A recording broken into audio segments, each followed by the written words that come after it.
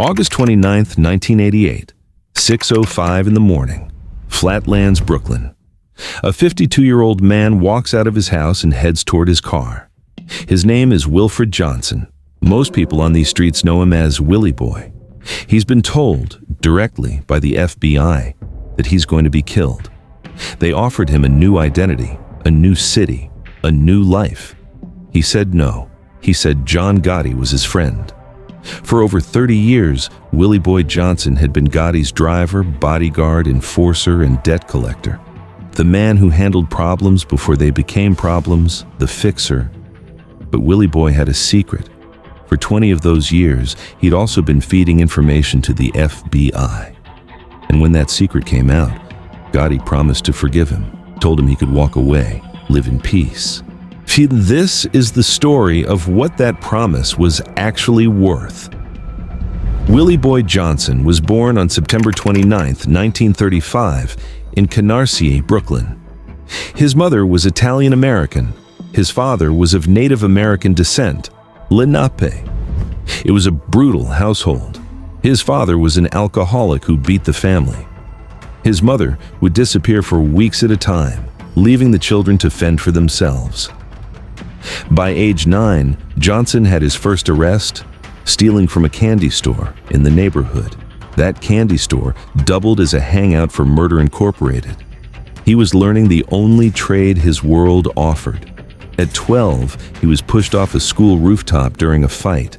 The fall caused head injuries that gave him crippling headaches for the rest of his life. But it also hardened something inside him.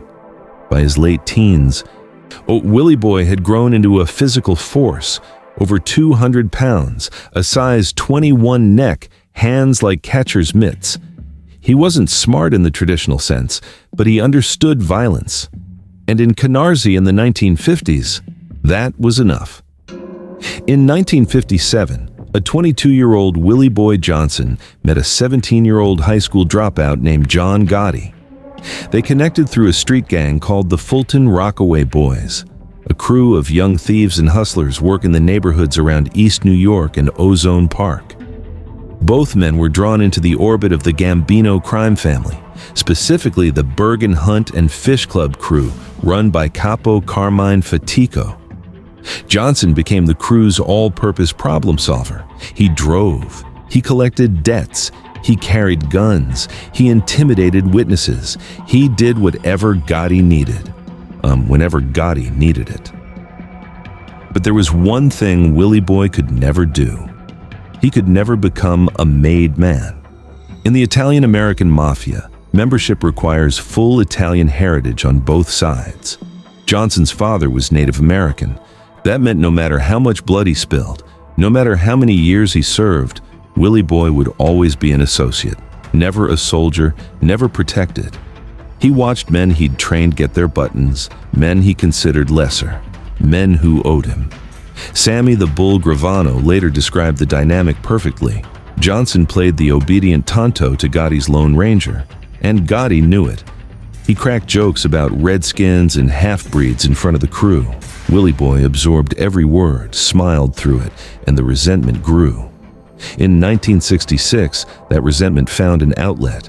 The FBI recruited Willie Boy Johnson as a confidential informant, his designation, BQ5558TE, his code name, Wahoo. His motivation wasn't patriotism or conscience, it was bitterness. He told his handlers he was treated like a peon, forced to handle stolen goods and do the dirty work while full-blooded Italians climbed over him. What Johnson provided was extraordinary. Over the next 2 decades, he became one of the Bureau's most valuable sources inside the Gambino family. He tipped the FBI to Gotti's role in the 1973 murder of James McBratney, the hit that first put Gotti on law enforcement's radar. He drew detailed floor plans of Angelo Ruggiero's home so agents could plant listening devices inside. He reported on the Pleasant Avenue Connection heroin trafficking ring. He fed intelligence on the growing power struggle between Gotti's crew and Gambino boss Paul Castellano. The FBI paid him almost nothing for any of it.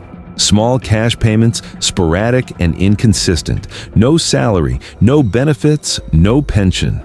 Johnson wasn't doing this for money.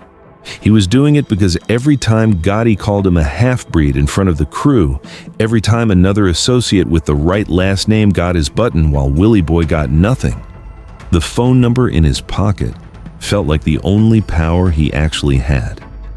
And the whole time, every day, every week for 20 years, Willie Boy continued showing up at the Bergin Hunt and Fish Club, standing at Gotti's side, collecting debts, breaking bones, sitting in rooms where conversations happened that could put men in prison for life.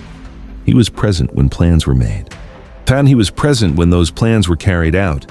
He knew where the bodies were, sometimes literally. The double life was total and absolute. By day, Gotti's most loyal soldier. By night, the Bureau's most productive Gambino source. For 12 years, not a single person in either world suspected a thing. Through the late 1970s and into the 80s, Gotti rose steadily through the Gambino ranks. Johnson was there for all of it, every step, every escalation, every body. When Angelo Ruggiero's heroin dealing created a dangerous rift with boss Paul Castellano, who had explicitly banned drug trafficking under penalty of death, Johnson fed the details to the FBI. When the crew started hijacking trucks at Kennedy Airport, Johnson reported the hauls. When internal disputes turned violent, Johnson told the Bureau who was on which side. He was the perfect source, close enough to know everything, invisible enough that nobody questioned his presence. Meanwhile, federal prosecutors were building a massive RICO case against Gotti's crew. The prosecutor leading the charge was a woman named Diane Giacalone, methodical, relentless, and determined to put Gotti behind bars. Johnson's intelligence had helped build parts of that very case. He was, without knowing it, feeding the machinery that was about to grind through his entire world. Then, on December 16, 1985, Gotti made his move. Paul Castellano and his driver Thomas Bellotti were shot dead outside Sparks Steakhouse on East 46th Street in Manhattan. 4 gunmen in trench coats and fur hats, rush hour traffic. Gotti himself watched from a car parked across the street. Within days, he was confirmed as the new boss of the Gambino family, the most powerful crime family in America. And Willie Boy Johnson's boss was now everybody's boss. But the RICO indictment was already filed. The trial was coming. And Giacalone was about to do something that would shatter Willie Boy Johnson's world beyond repair. March 1985. A federal courtroom in Brooklyn. During arraignment proceedings for the RICO case against Gotti and his crew, prosecutor Diane Giacalone stood up and dropped a bomb. She told the judge, on the record, that Wilfred Johnson had been a confidential informant for the FBI for more than 15 years. The courtroom went silent. In a single sentence, 2 decades of deception collapsed. Via every conversation Johnson had ever sat in on, every meeting, every collection run, every quiet ride in the car with Gotti, all of it was now tainted. And the Willie Boy Johnson was standing in the open, belonging to no one. What happened next is the part most people don't know. Gotti didn't immediately order Johnson killed. Instead, at the Metropolitan Correctional Center, Gotti sat down with his old friend and told him something remarkable. According to multiple accounts, Gotti said, "You did a bad thing for all them years, but I'll forgive you." The condition was simple. Johnson could live, but he was out. Permanently banned from the Bergin Hunt and Fish Club. Cut off from the organization. Done. The FBI, meanwhile, offered Johnson the obvious solution. Witness protection. New name, new city, new life. Johnson refused. Well, he wouldn't testify against Gotti. "I can't testify against John," he said. "He is my friend." Think about that. The man who'd been informing on Gotti for 20 years still believed in the friendship. Johnson went on trial alongside Gotti and the other defendants. In March of 1987, all of them were acquitted. A verdict later revealed to be the result of juror George Papp accepting a $60,000 bribe. The Teflon Don walked free. And so did Willie Boy. He found construction work. He lived quietly in Flatlands with his wife. He kept his head down, stayed off the streets, didn't go near Ozone Park, didn't go near the Bergin Club. He was a man without a country, too dirty for the law, too exposed for the mob, stuck in a no-man's land between two worlds that had both used him up and spit him out. But he was alive. And he believed, genuinely believed, that the worst was over. In the summer of 1988, the full-source Wahoo FBI files were released as part of discovery in new federal cases, and these documents revealed something Gotti hadn't fully understood before: the staggering scope of what Johnson had given the government over 2 decades. It wasn't just information about Gotti. It wasn't just the Bergin crew. Johnson had also provided intelligence on Colombo family member Alphonse "Allie Boy" Persico.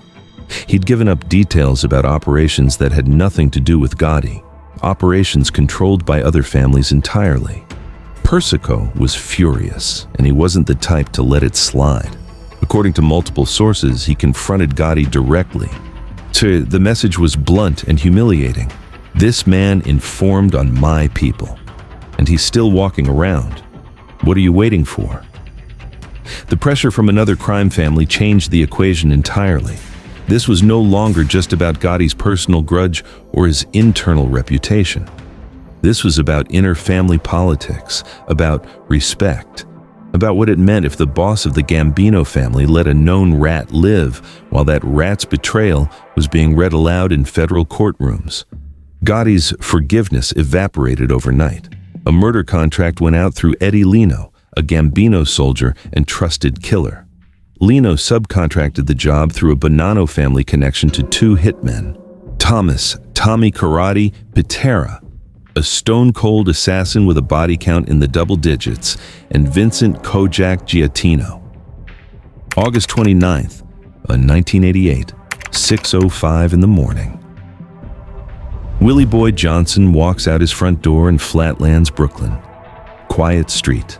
Summer morning. He heads toward his car. The FBI had warned him, more than once, "You're going to be killed." He'd shrugged it off, or maybe he'd accepted it. The gunmen came with a .380 caliber automatic. Johnson saw them. He tried to run. He made it across Roy Street, a few feet, maybe 10. Then the bullets hit. 1 in each thigh, 2 in the back, at least 6 in the head. 19 rounds total. Some accounts say he was still trying to crawl when the last shots were fired. The killers dropped metal caltrops on the street behind them, tire-puncturing spikes designed to block police pursuit. Professional, clean, planned.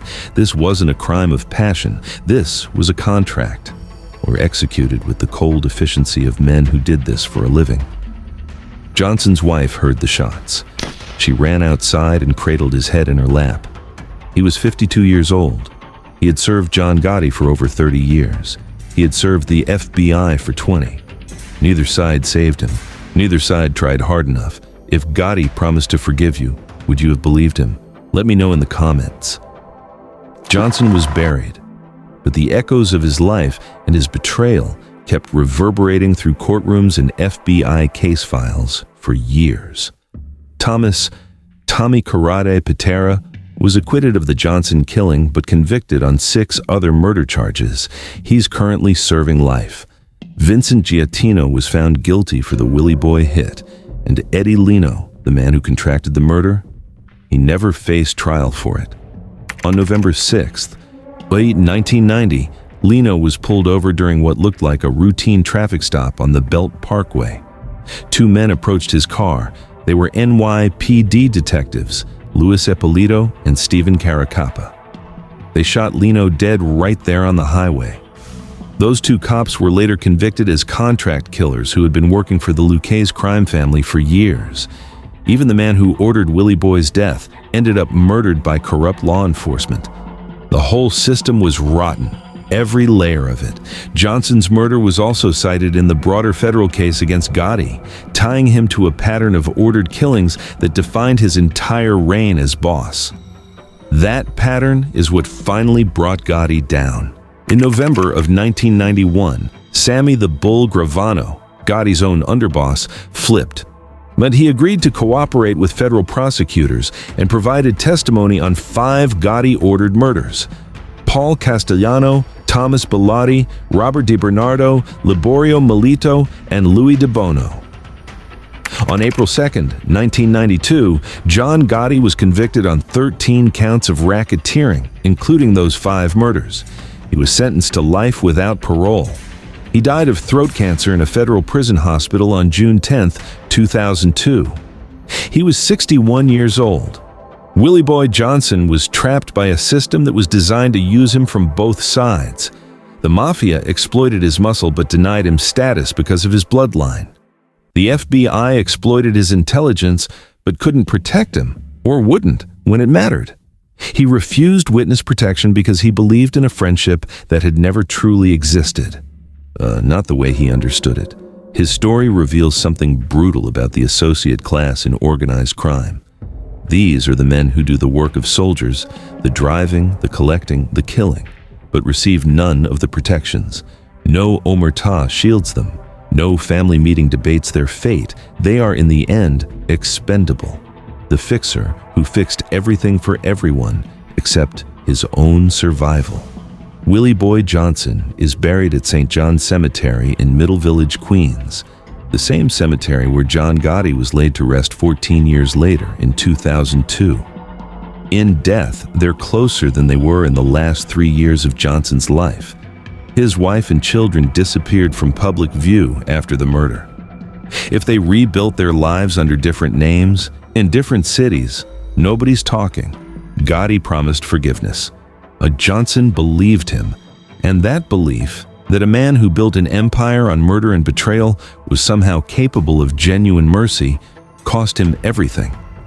The question isn't whether Willie Boy Johnson was a rat or a loyal friend. He was both, and neither label saved him. Johnson wasn't the only man Gotti promised safety and then destroyed. Louis De Bono stopped showing up to meetings, just stopped coming when Gotti called. Gotti had him shot in the parking garage of the World Trade Center. His body sat in his car for 3 days before anyone found it. Robert DiBernardo was handling millions in union money and construction rackets, a real fixer in the business sense. Gotti had him killed in a basement in Bensonhurst. In Gotti's world, there was only ever one way out, and Willie Boy Johnson walked right into it, believing, until the very end, that he was the exception.